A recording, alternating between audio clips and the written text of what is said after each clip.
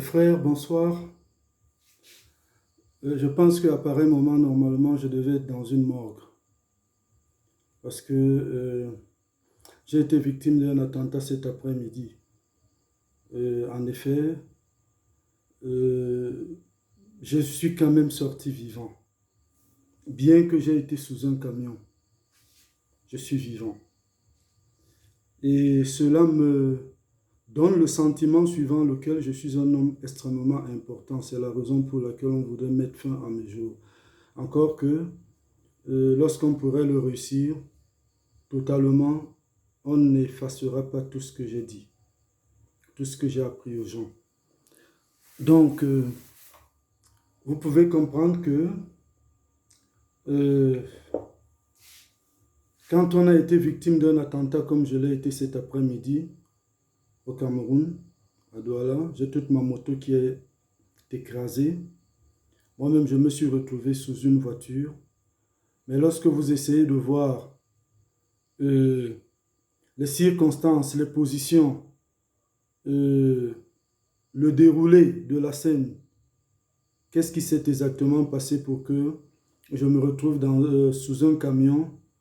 Et là, vous allez comprendre qu'il s'agit simplement d'un attentat. De toute façon, la scène a lieu juste à côté de là où il y a une station de bus pour le sud-ouest et l'ouest.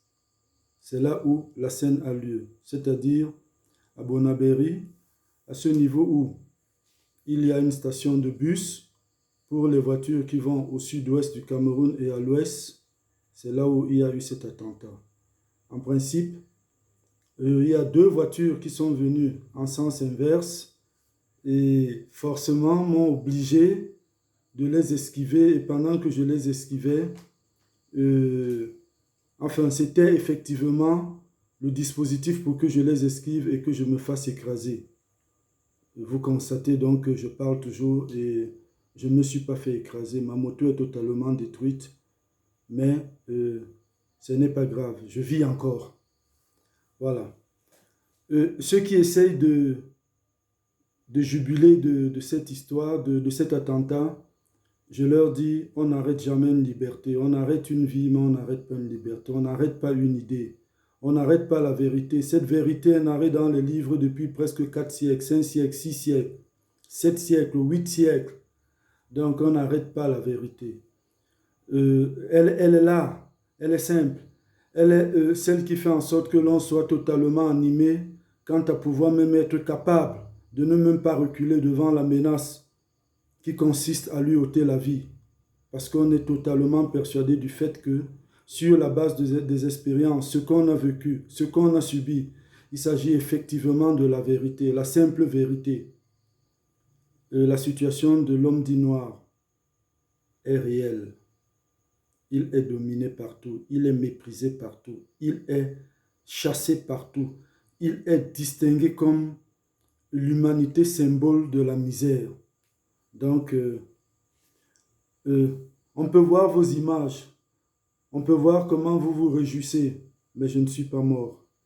On peut se demander comment vous avez pu voir ces images depuis l'Europe, mais je ne suis pas mort. Je ne suis pas mort, mais j'étais sous le camion et je ne suis pas mort.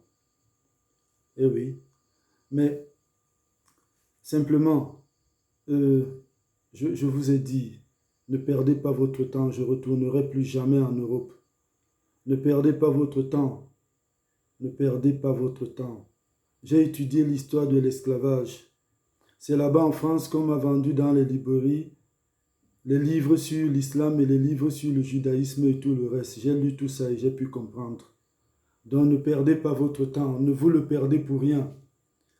La dynamique est là, c'est que maintenant vous constatez, c'est des attentats, c'est des agressions, un peu comme j'ai également été agressé par un peul. Mais cela ne me gêne pas. Je suis dans la continuité de ma vérité. C'est une vérité qui est purement historique. C'est une vérité qui n'est pas facultative. C'est une vérité qui n'est pas imaginaire. C'est une vérité qui est permanente en France, en Hollande, en Grande-Bretagne, en Allemagne, aux États-Unis, au Mexique, partout, au Canada. Cette vérité est réelle. c'est que le sort que les civilisations occidentales orientales ont donné à l'humanité nègre est un sort purement d'animalité. Si j'ai failli perdre la vie cet après-midi, et pendant qu'hier je vous disais combien elle était menacée, et combien elle reste toujours menacée, en effet, vous allez comprendre que du lieu où j'ai essayé de perdre la vie, sur ce boulevard, j'en garde simplement un souvenir d'autres événements. En effet, permettez-moi de vous dire l'inspiration que m'a produit cet attentat contre ma personne cet après-midi. Je suis obligé de vous parler de Paul Eric King. Je pense que sur la base de ce que j'ai eu cet après-midi et que je sois encore là en train de parler, cela me renvoie vers ces images et le bruit et les paroles de toutes ces personnes qui m'ont entouré.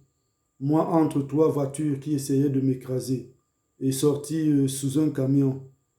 J'ai entendu la plupart des personnes, la majorité des gens qui étaient là, des gens d'une certaine communauté ici au Cameroun, dire « ce monsieur est propre ». Lorsque vous savez ce que cela voudrait dire, et dans le langage camerounais, ce monsieur est propre, cela signifie simplement que ce monsieur est un innocent. Tout ce qu'on dit de ce monsieur n'est pas vrai. Parce que tout le monde a vu qu'il s'agissait effectivement d'un attentat. Tout le monde a pu constater qu'il s'agissait simplement d'un dispositif qui consistait à me ôter la vie. Malheureusement, ils n'ont pas pu obtenir effectivement ce qu'ils voulaient. Je ne dirais pas heureusement, je dirais simplement je suis encore là. Je me souviens un matin sur cette route, je sortais, pour que vous compreniez, il y a un axe à trois voies qui a été construit entre le rond-point Château-Bonabéry allant vers le sud-ouest et l'ouest. Il y a donc à un certain niveau un grand rond-point qu'on appelle rail. D'un matin, je n'avais même pas quelque chose d'extrêmement précis à faire. Je suis sorti avec ma moto, parce qu'ici au Cameroun, je me déplace beaucoup avec ma moto. Un don d'un cousin, qui est même de la diaspora, parce que personnellement, je ne pouvais pas m'en acheter une. Donc, je suis sorti ce matin entre 7h30 et 8h30. 8h30, 9h. Et tout d'un coup, je suis arrivé à Rail. Et une fois à Rail, j'ai constaté qu'il n'y avait pas de circulation. Le trafic avait été arrêté. Et donc, à l'immédiat, j'ai aussi constaté qu'il y avait un certain nombre de personnes le long des routes, comme s'il s'agissait d'une cérémonie. Et tout d'un coup, au moment où j'arrive sur le rond-point, je vois une forte délégation, un fort cortège composé de grandes voitures, voitures de personnalité. À l'immédiat, je me dis, mais c'est certainement les officiels pour l'organisation de la Coupe de football africaine. Mais très tôt, au moment où je suis dans la foule, et je constate que c'est un cortège extrêmement triste, extrêmement cadré, qui fait terriblement peur pour les minutes, même pas les minutes, les secondes que je suis là. Et à l'immédiat, dans la foule, je vois un jeune garçon scander ces mots, les grands bandits de la République. Au moment où je me retourne, je me rends compte qu'il s'agit d'un homme dont l'âge porte entre 23 ans et 24 ans. en culotte. Et à ce moment, pour me retourner, je vois le corbillard qui arrive. Et c'est un corbillard. Le contraste est là entre cette délégation de grosses voitures silencieuses et ce corbillard. Vous voyez directement le contraste. Et quand le corbillard passe, à ce moment, vous constatez qu'il y a un officiel dans la voiture qui vous a adressé un regard extrêmement menaçant et dont la direction était, enfin le signe était la direction du sol. Et là, vous vous demandez effectivement ce que vous venez de voir.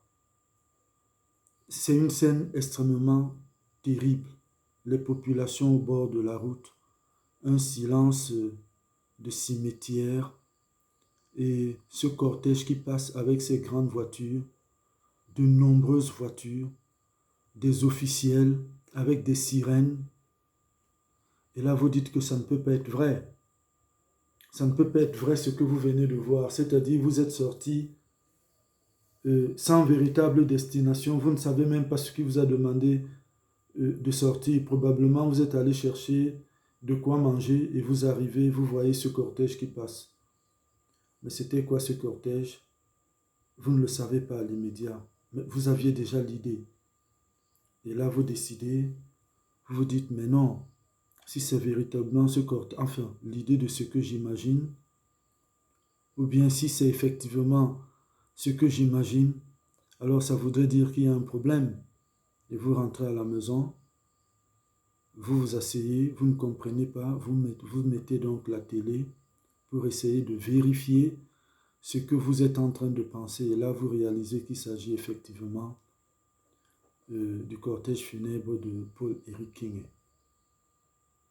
À ce moment, vous vous demandez, mais qu'est-ce qui a pu se passer pour que j'aille à cet endroit ce matin pour vivre cet événement? Et là, vous réalisez véritablement qu'il est mort. Et plus tard, lorsque vous regardez les prochaines images à la télé, vous vous rendez effectivement compte qu'il s'agit de ce cortège funèbre que vous avez vu. Et le questionnement commence donc. Pourquoi cet officiel dans cette voiture a essayé de vous intimider, de vous menacer? Et vous ne comprenez rien. De toute façon, je suis toujours en vie. Moi, je ne suis pas un homme des batailles politiques. Je dois quand même avouer qu'une fois que Paul-Éric King est mort, j'ai eu beaucoup plus de sympathie pour lui parce que j'ai vu la fin d'un homme qui s'est beaucoup battu, qui a eu beaucoup de souffrances, mais qui n'a pas pu dérouler. Je suis encore en vie, peut-être que c'est l'une de mes dernières vidéos, je n'en sais rien, parce que là maintenant, tout est clair. Qu'est-ce que je pourrais dire? C'est décidé. Je sors sous un camion cet après-midi. Je ne sais pas de quoi demain sera fait. Mais néanmoins, vous comprenez donc que je suis obligé de vous parler encore de mon expérience en Europe, mon expérience avec l'homme blanc.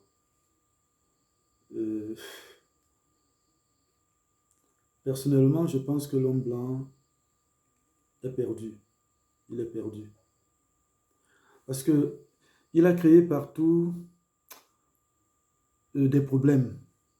Qu'il soit d'Orient ou d'Occident, il est indiscutable qu'il a créé partout des problèmes. Il est indiscutable qu'il a eu des missions, pour certaines qu'il a appelées des missions évangéliques, pour d'autres des missions d'islamisation.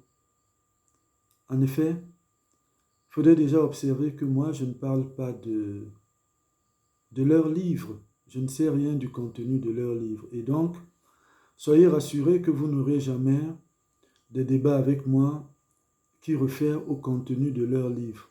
Vous ne les aurez jamais, je les ignore. Je les ignore désormais comme j'ignore aussi l'Europe, les Amériques aussi, parce que c'est un peu l'occasion de revenir sur ma décision, expliquer ma décision. Je n'ai jamais été pris et mis dans un avion lorsque j'ai été en Europe. Je pense que... Mais j'ai été chassé d'Europe pendant que j'avais même encore des séjours dans mon passeport. Donc, et je souhaite surtout que l'Europe, que cette mafia qui est en Europe, que les renseignements qui sont en Europe cessent de se concentrer sur moi, cessent de savoir ce que je dis et ce que je ne dis pas, où je dors et où je ne dors pas, comment je mange et ce que je ne mange pas. Je ne suis plus en Europe. Donc, c'est pareil comme les États-Unis. Je ne partirai jamais aux États-Unis. Non, écoutez, soyons sérieux, lorsqu'on subit ce que moi j'ai subi en Europe, on ne peut pas retourner, on ne peut pas faire marche arrière, on ne peut que subir ces attentats, parce que maintenant on est au stade des attentats et l'attentat est scientifique. En effet, on ne peut qu'attenter, attenter à la vie de l'homme qui va sur une moto sur cet endroit, parce que lorsqu'on regarde bien la construction de cette chaussée, on constate véritablement qu'il n'y a pas, de sécurité. Et dès l'instant où il n'y a pas de sécurité sur une route, là où il y a suffisamment de trafic, assez facilement on attente à la vie de quelqu'un sous ces conditions. Donc, les États-Unis, l'Amérique, moi, je n'y partirai jamais. Ce qui me reste maintenant en Afrique, c'est de faire ces vidéos, c'est ma joie, de temps à autre grincer sur ma guitare, voir si le jour peut se lever. Mais les Européens, qu'ils soient sans remords, les gouvernements européens qu'ils soient sans remords, les universités allemandes qu'elles soient sans remords, parce que peut-être qu'elles ont eu raison, que je sois aussi idiot, aussi faible, mais à quel niveau, après combien d'années? Mais bon, à quel niveau déjà? Alors, je n'y retournerai plus. Donc, ces petits proverbes tels que lorsqu'on trempe sa main dans un bol de miel et qu'on la retire de ce bol de miel, à ce moment on comprend, enfin on se rend bien compte que d'une façon ou d'une autre, on sera obligé de lécher sa main. Comme proverbe africain, ça ne vaut rien. Parce que le miel n'est pas si indispensable pour qu'on puisse être obligé d'y tremper la main. Donc, à un certain moment, lorsqu'on voudra enseigner des proverbes africains en Europe, qu'on puisse choisir des proverbes qui sont véritablement des proverbes dynamiques, c'est-à-dire aucun raisonnement ne saurait les divertir, les dérouter. Donc, moi je dis que l'homme blanc est perdu. Il a créé partout des problèmes. Et voilà pourquoi il a ses armées partout. Ça, c'est clair. Et il est obligé d'avoir ses armées partout parce qu'il n'a plus de direction. Il a dégénéré toutes les directions. Il essaye donc, c'est-à-dire dans ces conditions, vous comprenez que celui qui a causé autant de déroutes pour lesquelles il est dans la construction de nombreuses directions, forcément, il crée le conflit, des conflits, et donc, logiquement, il est obligé de trouver des associés, des alliés qui doivent l'accompagner vers l'accomplissement de ces conflits. Observez simplement l'histoire de la Seconde Guerre mondiale, comment elle est enseignée. Et vous verrez que elle est uniquement enseignée avec ces choses de les forces de l'Axe ou les forces alliées, les alliés. Alors, enfin, le vocabulaire ne me revient plus. Il y a 30 ans, 30, 40 ans, j'ai pu lire ces choses. Donc, dans l'accompagnement de ces conflits, déjà sous la base d'une certaine duperie, les exemples sont nombreux. Il y a les exemples de la Première Guerre mondiale, les Africains sont revenus dessus. Il y a les exemples de la Seconde Guerre mondiale, les Noirs sont revenus dessus, aussi bien dans le continent que dans la diaspora. Dans les diasporas, cela est bien connu. Simplement, il y a un parti pris, un énorme parti pris. Vous réalisez que cette position mienne, de celui qui ne se réclame que des valeurs qui sont propres à l'humanité nègre, vous pourrez également constater qu'ici au Cameroun, par exemple, il y a beaucoup de personnes qui disent qu'elles sont traditionnalistes, mais n'ont aucun problème parce qu'elles appartiennent à certaines régions de ce pays, à certaines communautés. Donc, elles ne sont pas inquiétées. Mais on s'acharne sur un individu comme moi, pas uniquement parce que le discours que je tiens énerve, mais en premier parce qu'on sait avec qui on a affaire. On sait ce que cet individu a comme parcours. On sait quelle a été la souffrance de cet individu en Europe pour récolter tout ce parcours. On sait les souffrances dont il a été, enfin, la victime et qui sont grandement enseignantes des réalités d'une certaine situation dans la vie. Donc, quand vous observez tout cela, et vous aviez donc la possibilité d'être retourné en Afrique comme j'ai été retourné, sans commettre le moindre crime en Occident, sans leur avoir volé même pas un centime, quand vous revenez en Afrique, à ce moment, vous comprenez que l'Europe n'est pas un lieu de sécurité. Vous comprenez que l'Europe ne peut pas être un lieu de tranquillité parce que l'homme blanc pense toujours que certains viennent pour des représailles. Ou alors, au-delà de ce qui est catalogué comme en anglais on dit purpose.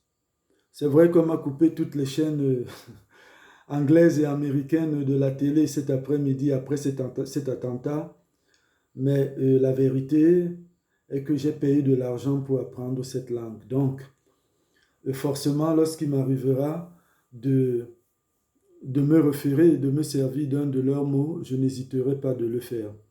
Vous comprenez donc qu'ils vous regardent comme si vous aviez pour but d'organiser des représailles ou, je ne sais pas, de vous constituer en quelqu'un qui certainement va se révolter contre leur société. Mais ce n'est pas vrai. C'est pas vrai. Ce n'est pas du tout vrai.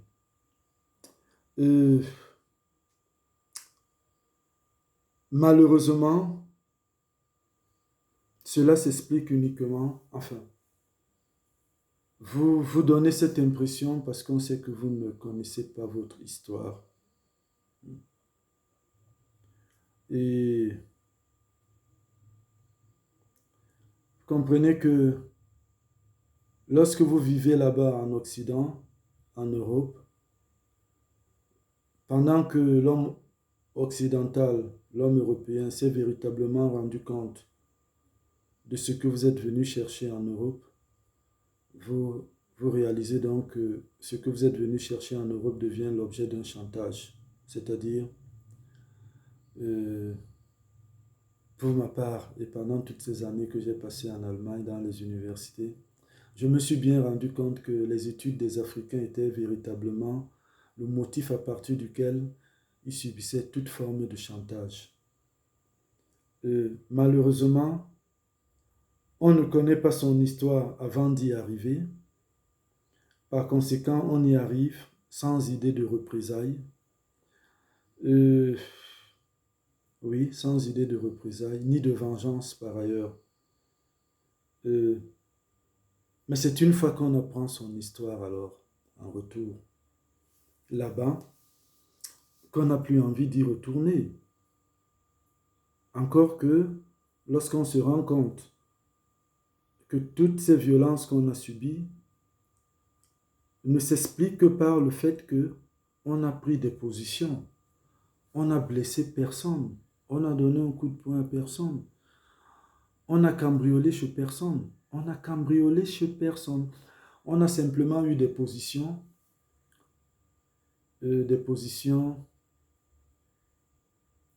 qui ne rejettent pas la langue, qui ne rejettent pas la culture, mais qui sont là pour expliquer, pour témoigner du fait suivant lequel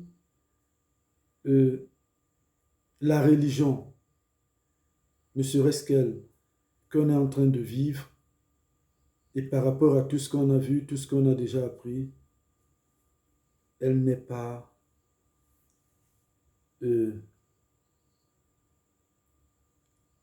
impartiale, c'est le terme. Elle n'est pas impartiale dans le contexte de l'histoire. Alors, lorsque vous réalisez donc ces choses et que vous revenez, vous vous posez une question qui est trop simple.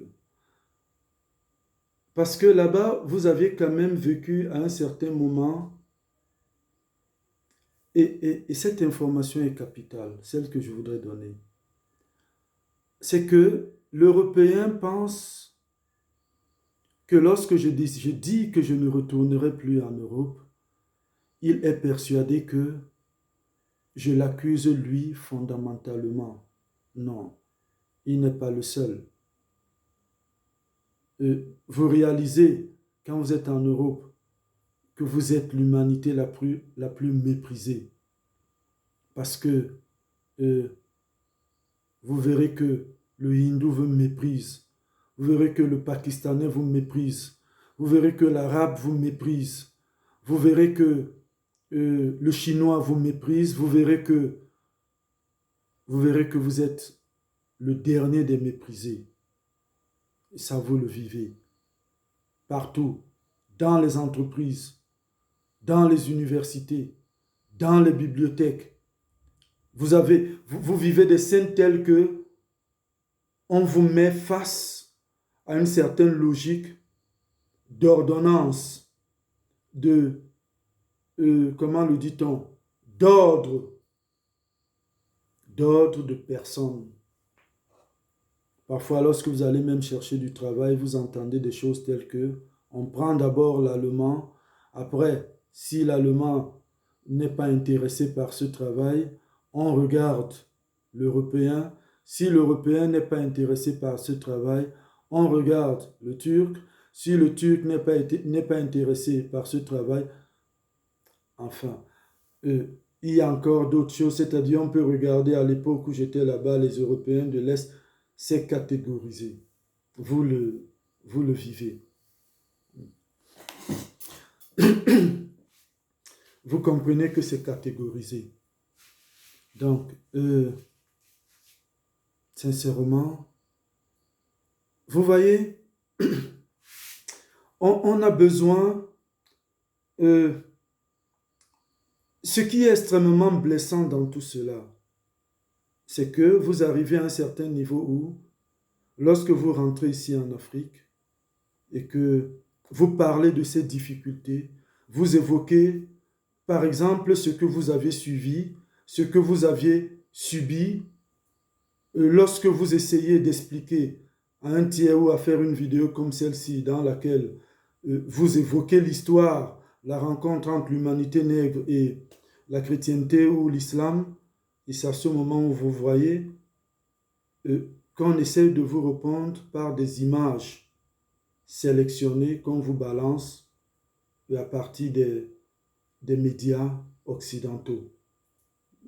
Ces médias que nous suivons ici, ces chaînes de télévision. Pour ce soir, l'attentat ayant loupé, j'ai perdu CNN et BBC. C'est parti. Donc, mais vous vous demandez, mais on me présente cette image par rapport à quoi? C'est-à-dire, à un certain moment, ils veulent vous faire passer le message suivant lequel, et pour des raisons que je vous expliquerai plus tard dans une autre émission, parce que la vérité est que nombreux parmi nous qui rentrons d'Europe, certains savent quand même qu'ils portent, enfin, que pendant qu'ils ont été, enfin, qu'ils portent le soupçon. Certains pensent quand même qu'ils sont persuadés qu'ils portent le soupçon suivant lequel, pendant qu'ils ont été en Europe, une fois hospitalisés, on a profité pour leur introduire une puce dans le corps, etc. Et maintenant, quand on s'imagine de l'avancée de la puce, parce que quand on voit la petite puce aujourd'hui dans les téléphones, il faut donc imaginer une puce qu'on peut essayer d'introduire dans le corps humain. Et la puce émet, et par conséquent, on peut vous voir partout, entendre tout ce que vous dites, voir tout ce que vous faites, etc. Avec les technologies actuelles. De toutes les façons, j'avais prouvé ça ici lorsque je suis rentré en Afrique en 2003. J'avais